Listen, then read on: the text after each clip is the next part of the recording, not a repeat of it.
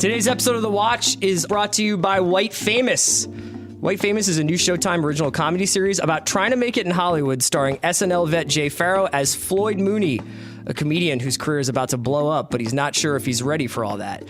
Can he make it out without losing his soul? White Famous is executive produced by Academy Award winner Jamie Foxx and the creator of Californication, Tom Capanos. The show is based on Jamie Foxx's real-life experiences and also stars Michael Rappaport, Jacob Ming-Trent, and Lonnie Chavis. The 2-episode series premiere is this Sunday, October 15th at 10 p.m. only on Showtime. You can also watch the hilarious season premiere right now for free on YouTube. Download the Showtime app now to start your free trial. I need support staff to clear the room.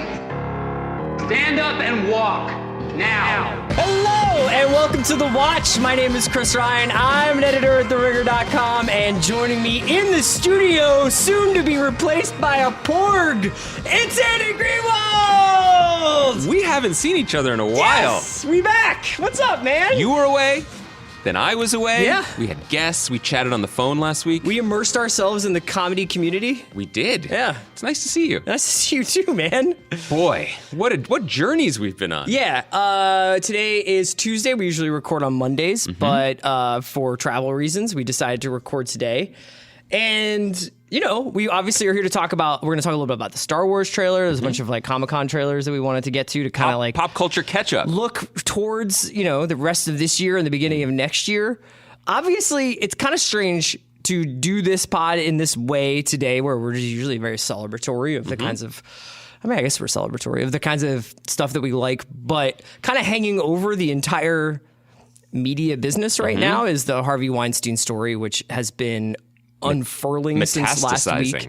And just as we were walking into the studio, the New York Times published interviews with, among other people, Angelina Jolie and Gwyneth Paltrow about their experiences with Harvey Weinstein. Ronan Farrow published a very long, very thorough article in The New Yorker this morning about Harvey Weinstein's legacy of, I mean, essentially sexual brutality. Yeah, including audio, which is horrifying. Including audio recordings of Weinstein, yeah. Important to listen to. So it's strange. I mean, I feel this way. I said to Concepcion this morning when I was walking into the office, I was like, I've kind of forgotten what life felt like before life felt like this, where the things that you kind of say, like, okay, well, these are my core interests, or this is what I do professionally as I cover, or I think about movies, or I think about sports, and those things are blocked off, right? Those things are, I myself as a person, like, compartmentalize a lot. I'm very good at it. Yeah. You can't compartmentalize anymore. Everything you consume, everything that you are a part of is part of everything else. And the injustice and the corruption and the violence and the all that stuff is all interlocked with what you like. Or not even what you like, but it's important not to ignore it. And I know that for me, like we talk about, you know, we tried, or I think that I, in my mind, was like, let's separate like the sports from the politics, or let's separate film from the people who make it. And you can't do that.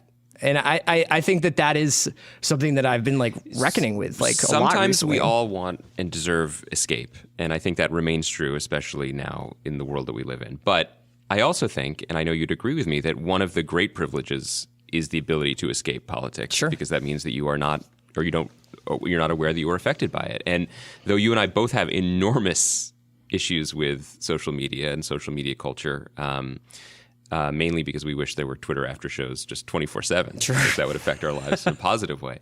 But quite seriously, there is something that Twitter culture has done that I think is extremely positive, which is there's a perpetual feeling of destabilization and discomfort that it can be positive. And what I mean is, obviously, the journalists that broke this Harvey Weinstein story in the New York Times and in the New Yorker, and are now continuing to report it out in other media, are doing championship level work and should be commended. But I do feel that the reason that these stories are breaking now, you can trace a little bit of a line to the way we think about things now, to the constant drumbeat that disrupts our feelings of escapism and privilege, you know, to basically be reminded constantly of what how and why privilege works, particularly in industries that we felt, quote unquote, safe in. Yeah. And what I mean is, it's that's what I mean. No, I was thinking about this too with there's a kind of a pretty robust considering like the limited appeal of it. There's a pretty robust history of culture surrounding Hollywood. So like whether it's something like say Hurly Burly, a David Ray play that was adapted into a film starring Sean Penn and Kevin Spacey, 20 years ago. Yeah, 20 years ago. Entourage, The Player, like all this stuff about kind of the very bad men who make the movies that we watch. And just like even feeling a little bit gross about being an active participant in that. Even if those films and those plays or those television shows are about the moral bankruptcy of those people, there is always going to be a degree of lionization and of, these are bad guys, but they're really interesting to watch. And that kind of feels disgusting now. Like I feel dirty for sort of liking that stuff ever now. This obviously isn't really like a conversation where it's like about whether or not Andy and I like The Player anymore. It's more about these women and the courage it must have taken to finally speak out and what they've had to live with over this guy's tyranny for all these years. Yeah, and what did it cost us to be like, oh, Seth MacFarlane made a joke about Harvey Weinstein? Or how about this? For 25 years, you and I, as consumers of pop culture entertainment, have been well aware that this guy is a universal size asshole. Yeah. That he is a monster. Yeah. That is his brand. That he browbeats people. He slices up movies, and dominates and threatens. Harvey and is rude. Scissorhands, yeah. Harvey Scissorhands. What did it cost us to sort of know that and continue along our merry way? Nothing. Obviously, because not only did we not make these movies, but we didn't actually have to deal with them. But nor did we and many other people poke past that. Why do we think that's okay for someone to behave like that in a professional setting across the board? Well, because there's this tradition of, it's in some ways similar to the tradition that was accepted for a long time of coaches, right? That that the tough coach, you're the Bobby Knights of the world, that you couldn't do that in a boardroom, but you could somehow do it in a locker room. I'm happy that those things are crumbling, but in the sense that this is sort of what I'm getting at when I mean about the way Twitter has chipped at people's assumptions and chipped at people's comfort and privilege is the word complicity means something that I don't know if I want to go all the way towards it, but to just continue to have existed in a world and been like, well, that's the way Hollywood people are. It's just how it goes. There even in my limited experience in this industry on the other side of it, like there is I want to say passive sexism that is just rampant. Sure. But I don't think any sexism is passive, unless you're somehow benefiting from it. But there is an assumption that, like with Harvey Weinstein, like, well, you donate to the right causes and you make the right kind of art.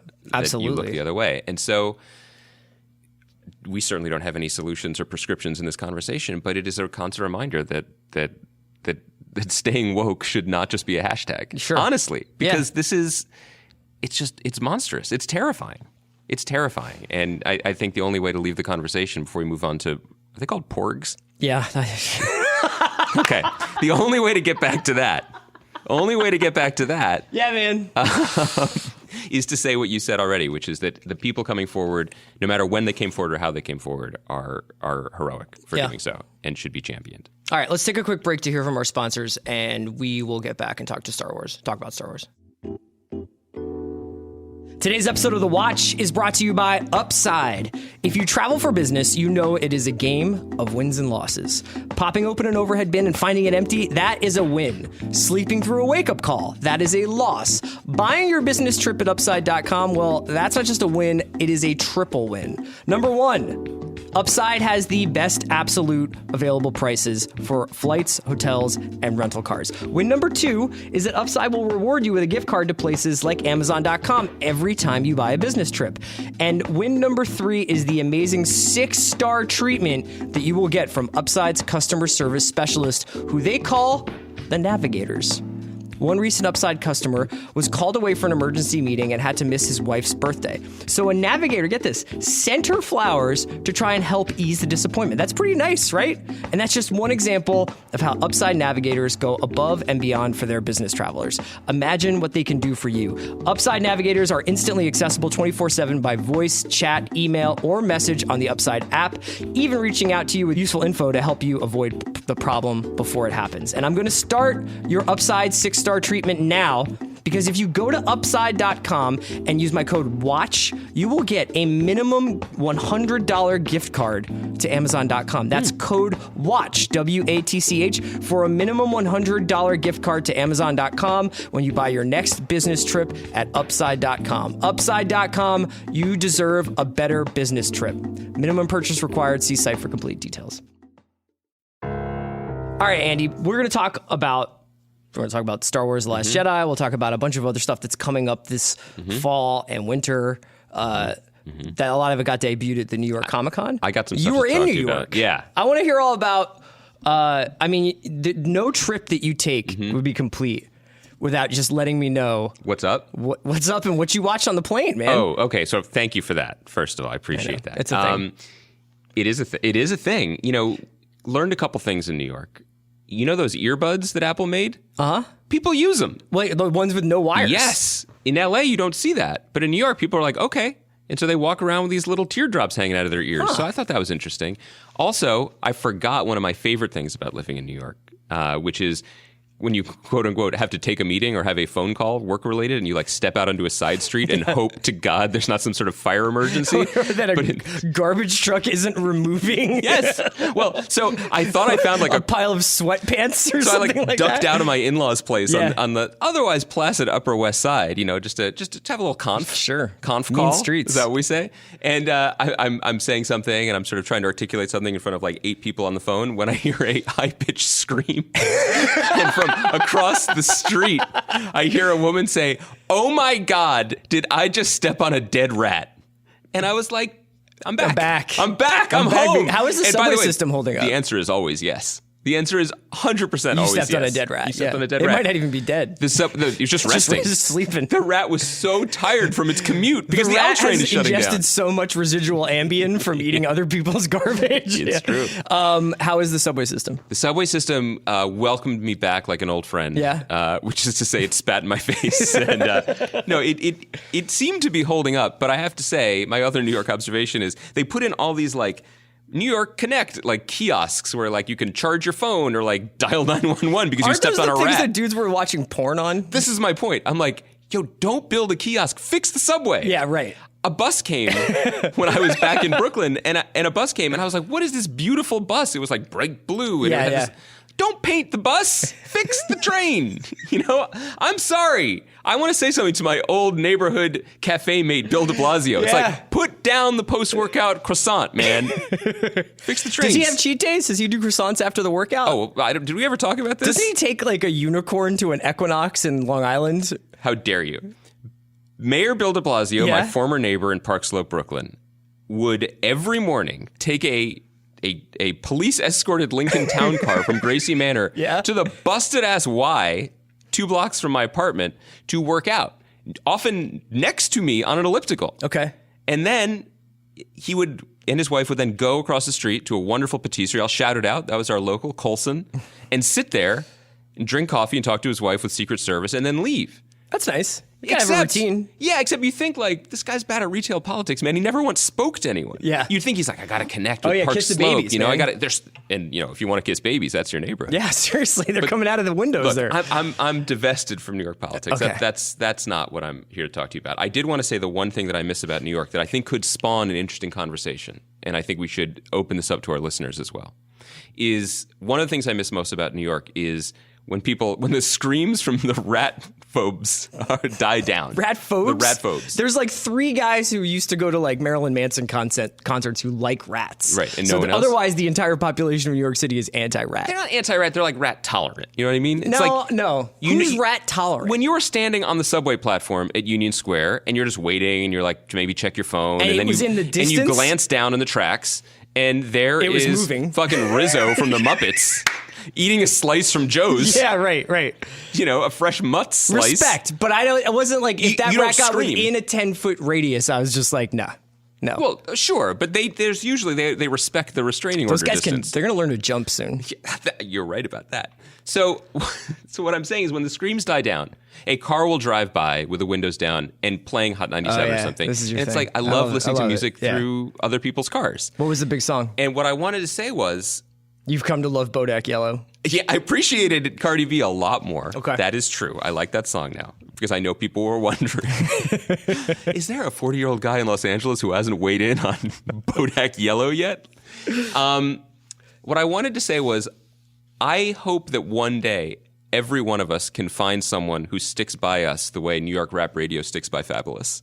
Oh, yeah. Did you hear the new Fabulous song? I heard all of the Fabulous Okay. songs in a 7-day period. And what I want to know is, who is the Fabulous of every other major urban market? Because you will not hear Fabulous on LA rap radio. Nor should you, right? Yeah. So I imagine Atlanta has a version, New Orleans, LA. I mean, in LA, it's just like West Side Connection 24/7, which Right. I respect. But I think that's an interesting phenomenon. Like, who is... that there are still local hero. There are still regional Yeah. stars who can Yeah, be yeah. supported even in this iHeartRadio, monopolies media culture we live in. I like that Fab's one of my favorite rappers of all time. I have a couple of guys like him and Cormega, which I like. They just have like a massively higher index number in my book than anywhere else. I would not be a reliable stock exchange. You know, and longtime listeners know, because I've related this story before, that I've always had a complicated relationship with Fabulous because of the time he came into... he fell asleep during an interview. with you. Yeah, I know. I'm sure it haunts him to this day. Full asleep. And for the record, the interview was not like, tell me about your background, tell me about your inspirations. It was guys are literally playing video games, It was weren't literally him reviewing video games. He was playing NBA 2K2 And fell asleep while doing it. First, What time in the day did you guys do this? like interview? 1 p.m. Like It's still pretty early for Fabulous. You think he had a big lunch? No, I think he was just getting up. He did, and I will say this again. He picked the Lakers because I don't know why. I think he was repping Kobe. And then when the quote unquote camera panned down the bench, and remember that dude like Medvedev, Yeah. not the prime minister of Russia, but there was a white guy on the Lakers, and he just looked at me. Mark Madsen? Through sleepy pre-Madsen. Okay. A European dude, a Okay. Russian dude. He through sleepy eyes, Fabulous looked at me and said, that's you. And I was like, if you run the numbers, that is more me. That is 1,000% more me than you never told me this. than Glenn He Rice said or that? whatever. Yeah, he goes, that's you. I was like, I guess he's a lot better at sports than me. Wow. Yeah. That's great. I Yeah. didn't know he did that. Fab's a legend. He is a legend. And then he fell asleep. All right. And did you want to do your plain TV now, or can we get to Star Wars? Let's get to Star Wars. At the end, I want to talk about, I ran through some TV shows we hadn't covered in a while. So we will run through some things that we hadn't covered yet at the end of the show. And you're not going to tell me what they are in advance so that I can... 100% no. Okay, great. I want you to be as surprised as I was when Fabulous No, this is good. This is like racially doing- profiled me. It's all improv. Yeah. Okay. Last night, Monday night, during Monday Night Football, in a display of pageantry that really upped the NFL game day programming a notch, with stormtroopers walking on the field during a 3-2 clash. Was Jerry Jones commanding them? No, it was. He does have a little Palpatine going on. Was he running out scabs? Was he like, your bench He with was the like, stormtroopers? Yeah. For real. No, it was like the score was 3-2. Minnesota, Chicago. Trubisky was warming up. I think he was already in the game by then. And love football. The Star Wars: The Last Jedi trailer debuted on ESPN.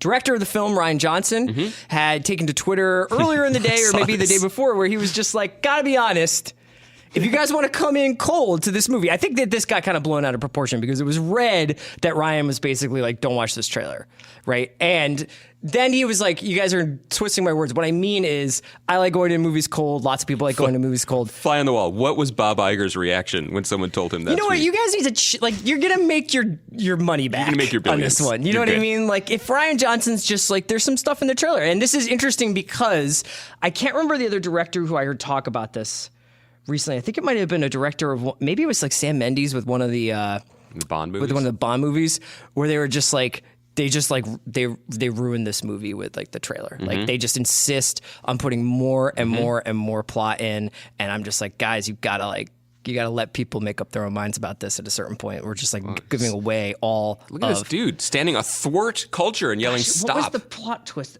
I think it might have been Blade Runner, but I can't remember what it was. Recently, a director was just like, "You guys got to stop! Like this is gonna." By the way, people psyched for our Blade Runner podcast 1 week late. Come on, 1 week late or just on time? Because Thursday, it's we're just doing like it. you have to let those. It's 2 hour 45-minute movie. We have to let the text takes just eat. Anyway, Ryan Johnson is just like proceed with caution. That's ultimately what he said. And you know what? I can see what he means because there might be a couple of fake outs in this trailer. There's two major things, and I guess if like you are one of those people who are trying to go into The Last Jedi cold while listening to a pop culture podcast It's a weird with thing. me and Andy, depart now. Exit stage left. But there are two major plot points that it suggests happen in the trailer. First one being that Kylo Ren, played by Adam Driver, might be the person who might kill his mother, Princess Leia. By the way, on brand for the character. Yes. Killed his dad last time. Yes. It is a little bit. It's suggested in the trailer. I don't think that is going to happen. Whoa, look at you. I think that would be a pretty tough road to come back from for him. You know what I mean? It's like Mitch Trubisky was just down 1 point and he's still lost. Imagine taking out Harrison Ford and Carrie Fisher from the Star Wars universe and then asking people to still be like, but he's a good guy underneath, you know? Just had a little Band-Aid on his face. He's mixed. So there's that. Then at the end of the trailer, they do the will she or won't she with Rey. She's like, I have this power. I need somebody to help me control it, show me my place in the world. And there's like a scene where like Kylo Ren seems to reach out his hand to her, like, take my hand, like, let's do this together. So those are the two things. Let's just hear from you generally. What'd you think of the trailer? I feel very sympathetic to Ryan Johnson about this for one main reason, which is I think this movie is going to be really good. I have a lot of faith in it. We talked recently about how the lack of buzz is only positive in this case, I think, because there's been so much tumult in the Star Wars universe behind the scenes. This movie has just sailed through by all accounts. And Ryan Johnson wrote and directed it. Everything about it has looked good, seemed classy. Oh, the actors wonderful. are just like, he did a great job. Yeah, I'm the excited. movie's awesome. I'm excited to see it. Yeah. What I didn't like about the trailer is that that's just sure fine. You gotta sell the stuffed animals. That's fine. Yeah. I don't really know what it's about, and what I mean is I know what it's about, like lightsabers. So and you're the blah, blah, blah. problem. You want them to put more plot. No, in I there. don't. I actually kind of want less because this whole my memory of Force Awakens is basically Star Wars is back. Yes. That's our cultural memory of the movie. That's the cultural footprint of that movie, which accomplished the corporate goals of the Walt Disney Company to outrageous effect. Right. Everyone couldn't be happier to about how it subsidize went. Greenwald. Yeah. Yeah, exactly. Well, it's, just like in the Star Wars universe, some Jedi have to die so they can be reborn. Did you know that actually all of us and Shea Serrano and all of our old friends appear as holograms at the end of The Last Jedi waving? Isn't that weird? It's like us, Wesley Morris, Rembert, we're all just waving at the end as the Porgs sing their Jub Jub song. No, it's just, but my takeaway from it, and I don't think I'm alone in this, isn't, Rey, how's Rey going to solve the dilemma of herself? Yeah. I don't think about Rey at all. Yeah. So the challenge for Ryan Johnson, for me as a viewer, is to be like, let me remember why I care about any of these characters, and then I'm along for the journey. So, yeah, I think if I see this, I'm like, okay, sure. My feeling about this is sure, but aesthetically, like, it looks great. The red seeping into all of the frames, the reminder that Oscar Isaac is playing a part in this, even though he's talking about defeating the First Order, which is not something I particularly care about still. I'm excited. For me, the movie will be a success if it makes its case for me, if it makes its case to me as a movie with characters I care about as opposed to a continuing brand extension. Yeah, I agree with you in different. I would put it in different words. I think that it's just that basically what watching this trailer felt like is that the dock is disappearing. We left the Star Wars dock and we could still see all our old friends back there, and it's like, Chewbacca and Han Solo and all these people, and then that sensation was definitely continued by Rogue One because friggin' Darth Vader shows up in it. Now you're kind of like out on the ocean with these characters, and I think you could make the argument that they were not fully developed in The Force Awakens. That a lot of that was like connecting the dots and trying to like get people and taking on the into mantle. the world and taking on the mantle. And now you're kind of like you're saying, man, like, wow, you really. Now I happen to think, interestingly enough, and I other people at our office, like Amanda was talking about this this morning. There's like a lot of people care very deeply about Rey. They're just not 40-year-old Star Wars fans all the time. Well, right? I think like Daisy Ridley is great. No, I thought even her the performance character was great. Even, and even the idea, like just even, yeah. I'm excited for her to be the star of these movies. Yes. And not just the actress, but the character as well. But you know what I really wanted at the end of the trailer? I wanted extremely Benicio del Toro voice. We're in a land of ice wolves now. That's what I wanted. He's in the movie. Oh, that's true. He's in it. So maybe we get some of that vibe. I think that the one thing I would say from myself that I realized I didn't care about is like I still don't understand like the First Order. Yeah, and like how that just is like, isn't this this is just Star Wars again? Obviously, we have like a rebellion and an empire, but we're going through this like nope, that Snoke's different, and all these. Yeah. So that part I'm still like I'm trying to like it's weird that I want trade routes and like Imperial Senate stuff to just kind of fill in the blanks there. Well, it'll be interesting to see what happens. I can't believe I'm going to say this out loud with Snoke. Yeah. Because that super didn't matter in Yeah. the first movie. But this is a series that appears to be, intentionally copying the DNA of what made it popular the first time. It's just copying it, right? It's attempting to sort of mix and match character traits or ideas, but playing with the same notes in the universe. Yeah. The hallmark of the first movie was that the villain was revealed as something there was a level of emotional investment in the villain that we didn't realize we had. Sure. Because he was an angry teenager, basically. No, that it was his dad. I mean, I'm sorry to spoil that, but do you guys the original movies? Do you guys know that? They're the original movies. I'm talking about the original. Yeah, trilogy. I thought you were talking about Kylo Ren. Okay, good. Well, that's there in him Sure. as well. But so is the movie playing? Is this trilogy playing towards a longer game where Snoke is going to be revealed as something that matters? And I actually feel like chasing that would be a dead end for the series because just focus on what we have. Don't try to recreate those twists or highs from the last time. Sure. But it appears to me now, based on one movie and two trailers, that Snoke is the villain, right? There's a chance if Rey goes to the dark side with Kylo, there's just as much chance that Kylo could come to the light side. Sure. So Snoke is the villain. But what is that? Right. Other than another Andy Serkis CGI Marvel. So they need some balance then, right? Because In the Force? obviously, Yes, they do. They obviously have all these really charming people, and even against the fact that like he's written, like even though he kills Han Solo, Kylo What? is like a very charming character. He's like a very enigmatic It's character. just raining spoilers on this podcast. I think that the thing that this movie really has going for it is like not really sure like what's going on with Luke. And Luke looks like he's on one. And he looks like he's a dude who's just like, I'm deciding that like the Force is too much. It's too much to have like this stuff in the world and have people be able to do the things that Darth Vader was able to do or the Emperor was able to do. Honestly, I relate to Luke because I feel like that's what I would be like if I hadn't moved out of New York. I feel like if I woke up after commuting on the subway from hell, wearing rat shoes, I would just be like, this is going much worse than you think it is. Yeah. If I was still in New York media, like that would be me. So you're fired up. Will you be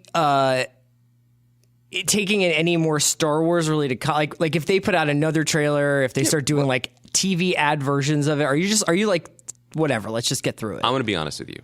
I co-host a marginally successful pop culture podcast. So I will partake of future Star Wars content as it comes. I know.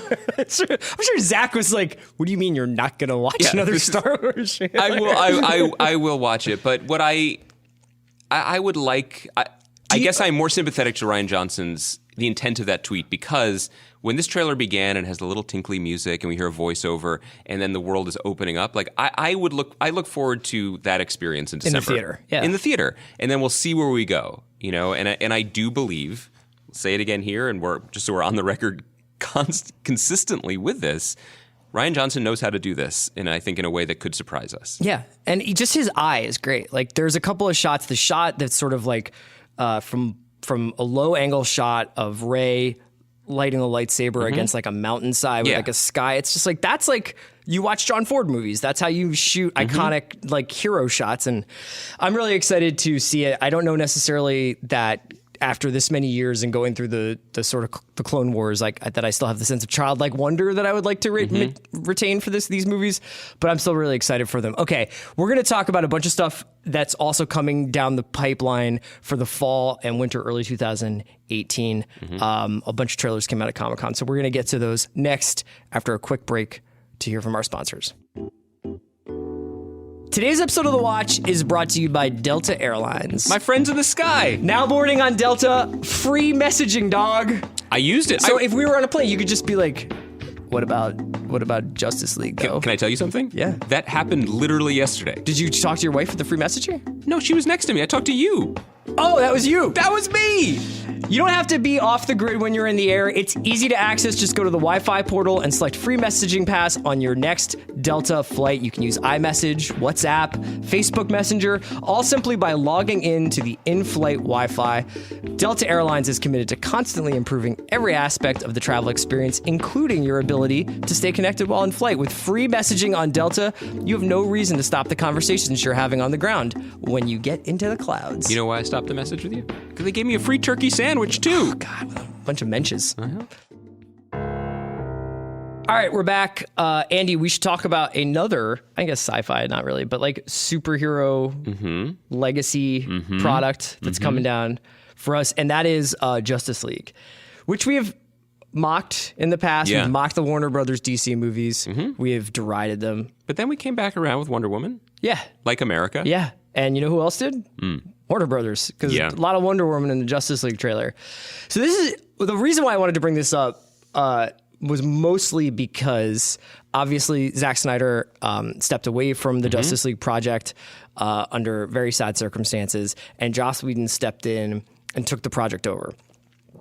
And since then, there's obviously been extensive reshoots, reports of extensive reshoots, and I was like, I wonder how you make a Joss Whedon movie out of a Zack Snyder movie. And this trailer, which they debuted at Comic-Con, is kind of how you do it. It's basically those meta, self-reflexive, self-consciously charming moments of dialogue and interpersonal interaction mixed with incomprehensible action set pieces. Yep. So I guess my question is, are you any more interested in Justice League now than you were, say, 4 months ago? Here's what would also strange. They've been advertising this movie for like 2 years. This is what I wanted to say. Yeah. Here's what I would be most interested in if they never release it. If they just keep putting trailers out, keep shooting it, keep trying, and never actually release it. You know what I mean? Basement tapes, yeah. No, like what if this was like? Let me think of an example before I make the joke. What is an album that they kept waiting for the single and they kept putting out? Oh yeah, I mean, like I can't think of. I know what you're talking about though. That sensation where it's like they just keep recording Katy Perry music and trying out different singles, and then they're like, oh, by the way, here comes Prism. Yeah, yeah. Until they find the one that hits, and then there's your album. Yeah. Like that's what I'm thinking of here. That would be an interesting art project for me. This is at this point officially the thirstiest blockbuster of all time.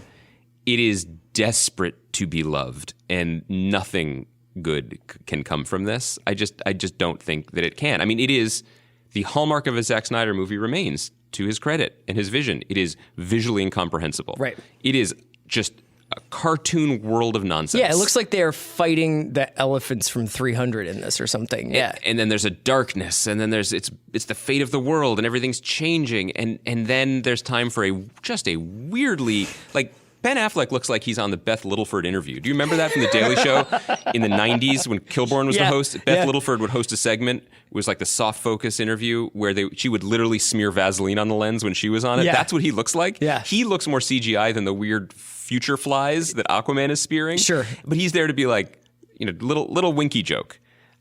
The entire thing is exhausting, frankly. And it's... They are trying to build something out of spare parts here and of pieces and trying to... I think they might have actually reshot this entire movie. They may have. Yeah. And to tune it to what they believe the audience tastes to be, which is always trouble.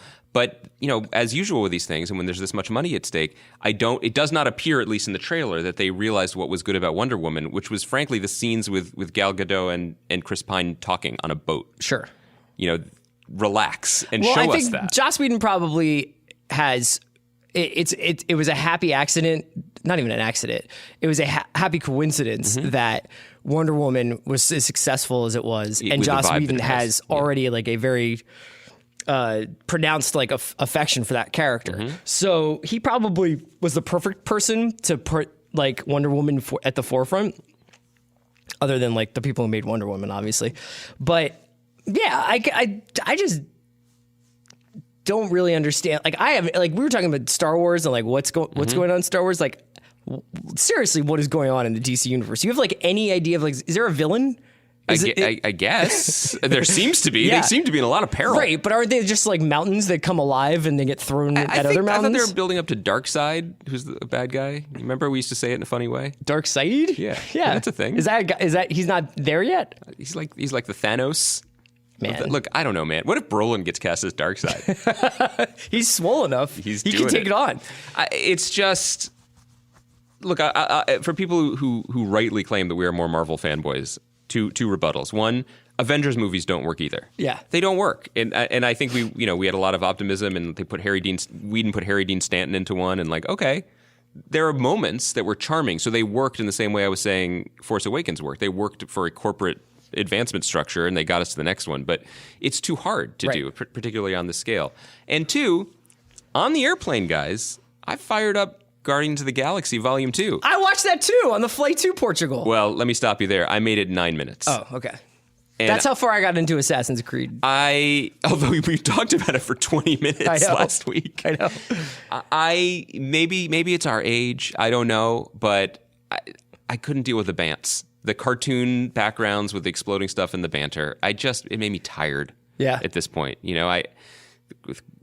and that's what Whedon is bringing to these movies too, where that seems to be the template, the most broad strokes template you can take away from the success of the Marvel Cinematic Universe is you have crazy CGI nonsense, but they make clever one-liners on top of them. Right.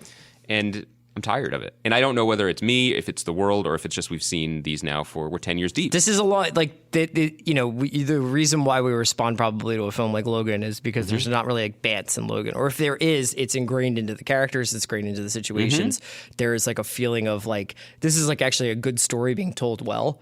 Whereas... yeah, it's not even about like, oh, it's serving like the sequel and the prequel and the spinoff. It's like, I don't really think it doesn't even feel like that well thought out of like storytelling. Just give me a person. Yeah. Even if the person has a cape, give me a person. Just give me Boyd Holbrook every time. Here's the thing is I'm off comic books and I'm on Stephen King. Okay. Yeah. Let's talk about it. So the coolest thing that I saw authors? coming out of Comic-Con was definitely Castle Rock. Yeah. So this is it's like a show set in the Stephen King extended universe, I guess.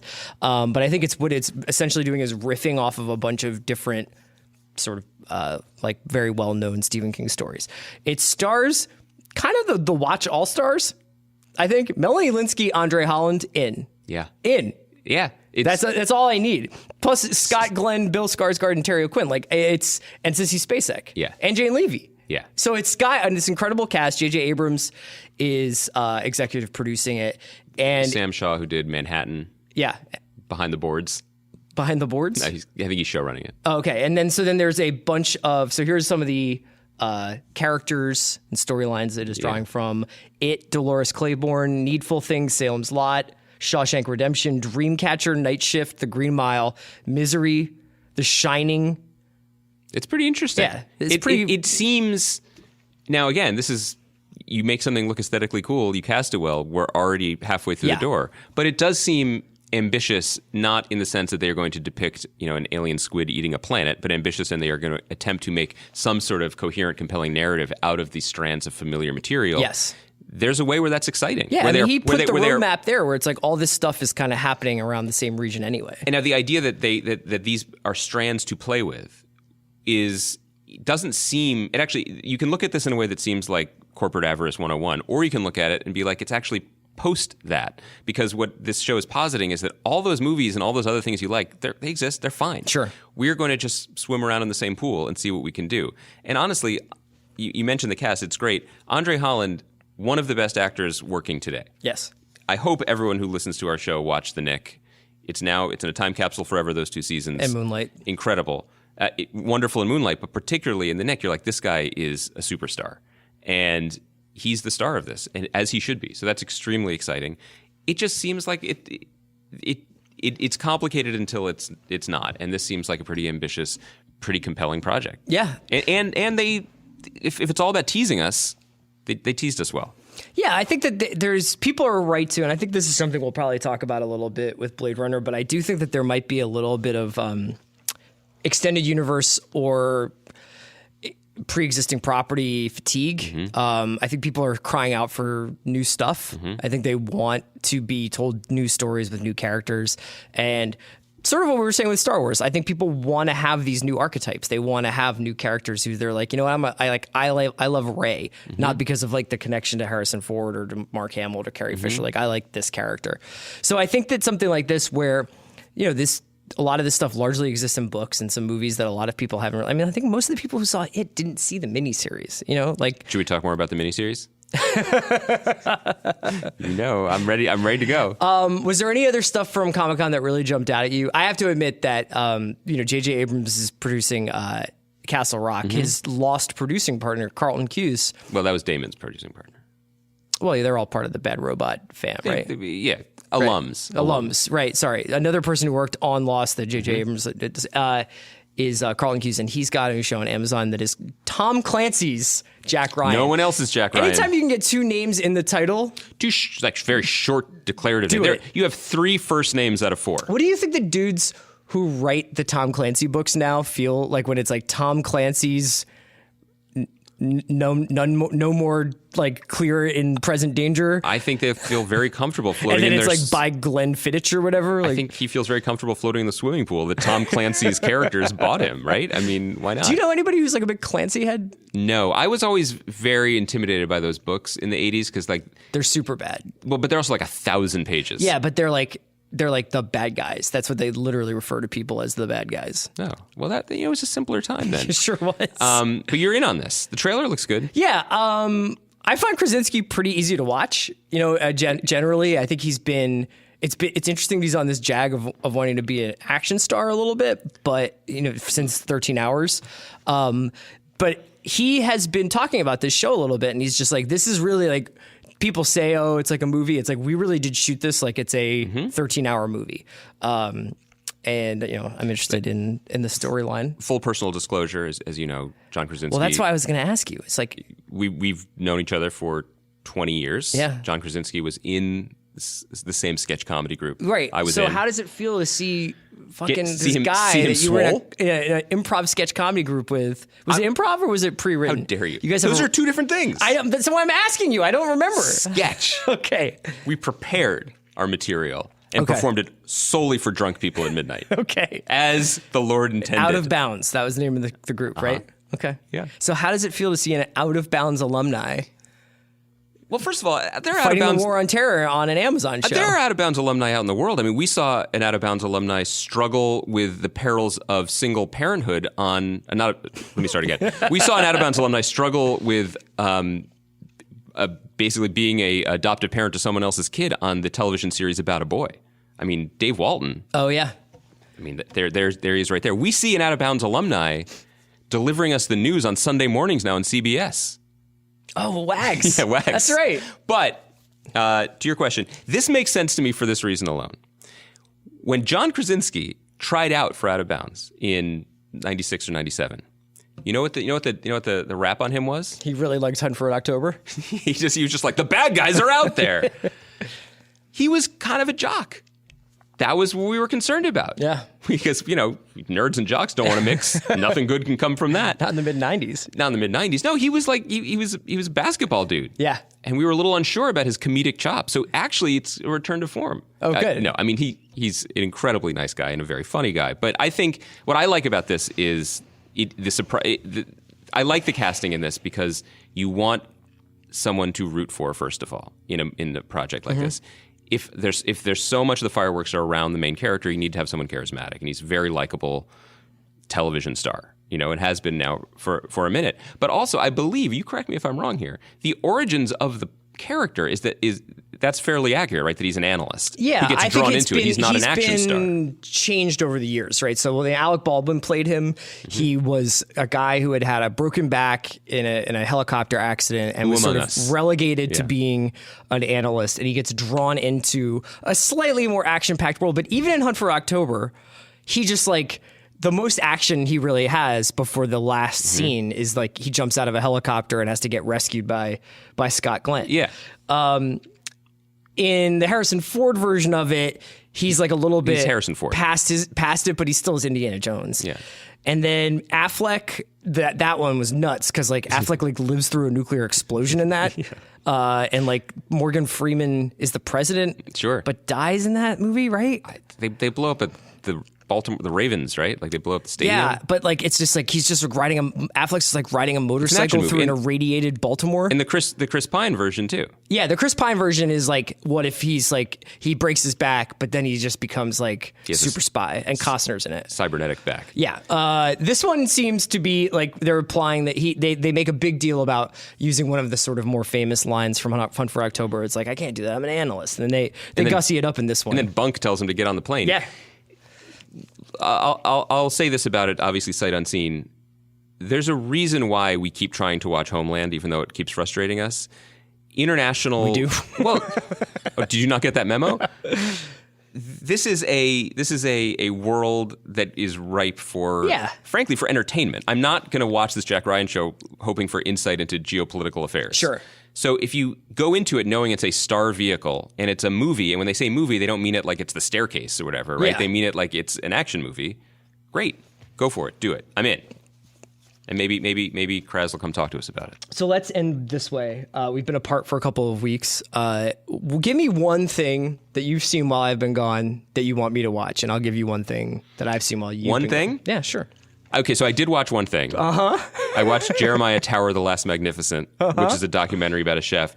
It is not a Philadelphia Eagles linebacker. Unfortunately not. I was led to believe that it was Jeremiah Trotter the Last Magnificent. All true. About the Axeman. Yeah. Late of the Eagles, which would have been a much better documentary. Yeah. I tried out, I thought I would try out some TV shows. Sure. One I definitely watched that I literally don't remember what it was. That's how memorable it was. I watched some of Brockmire from IFC. That got good reviews. It's a Hank Azaria comedy. Yeah, Amanda Peet. The Queen. Yeah. Amanda Peet is on it.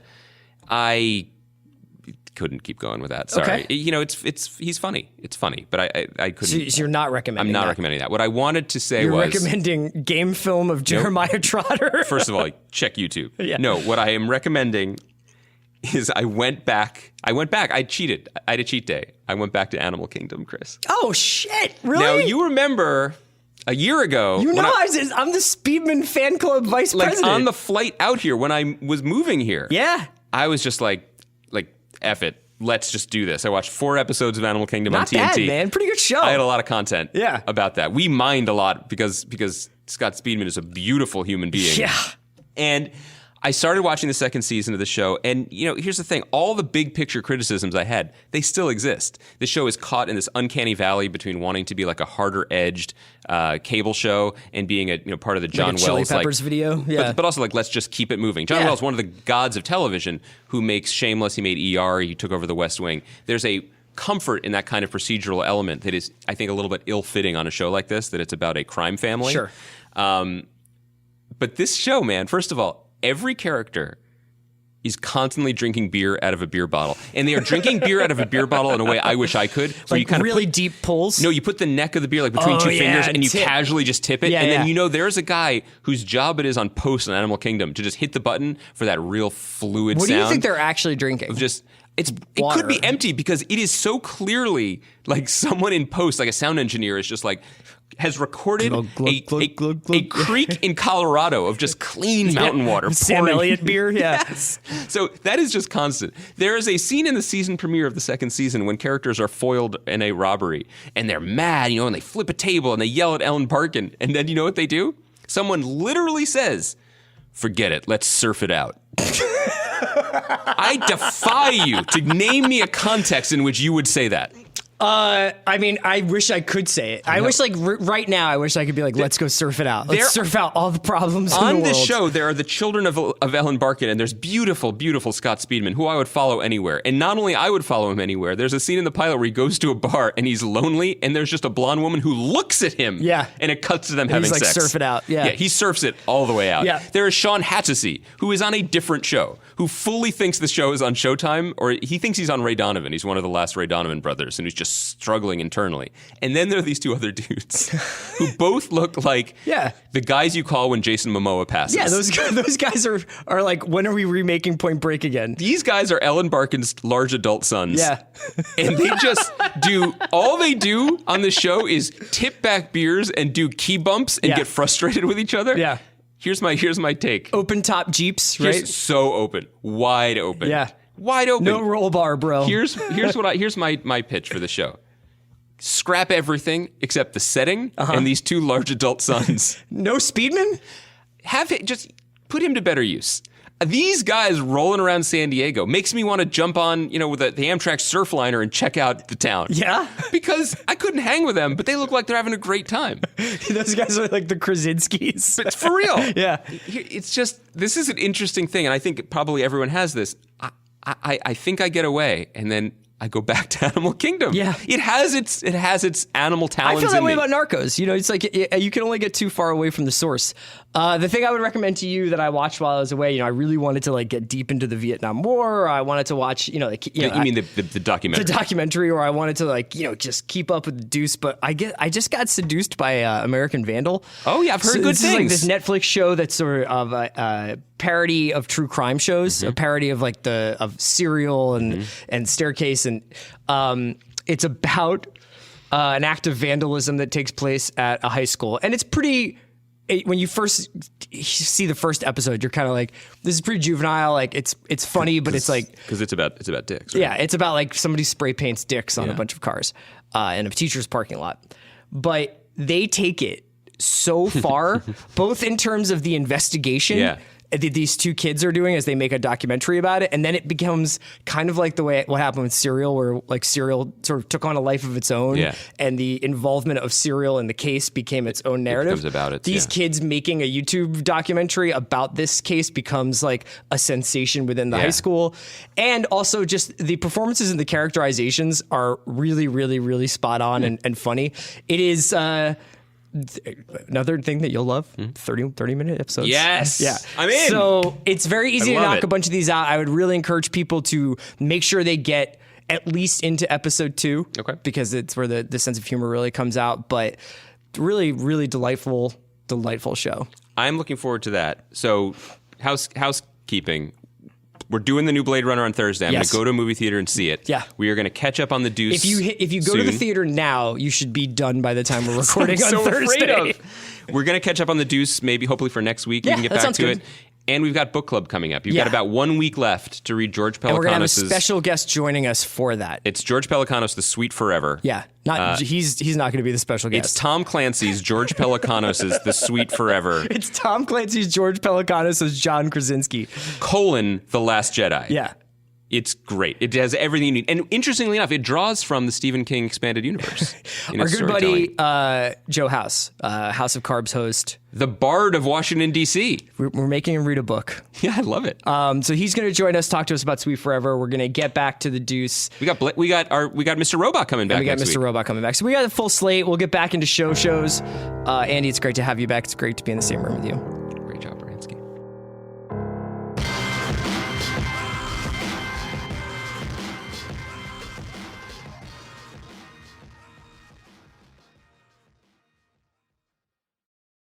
Today's episode of The Watch was brought to you by Delta Airlines. Now boarding on Delta, free messaging. You do not have to be off the grid when you're in the air. It's easy to access. Just go to the Wi-Fi portal and select free messaging pass on your next Delta flight. You can use iMessage, WhatsApp, and Facebook Messenger simply by logging into the in-flight Wi-Fi.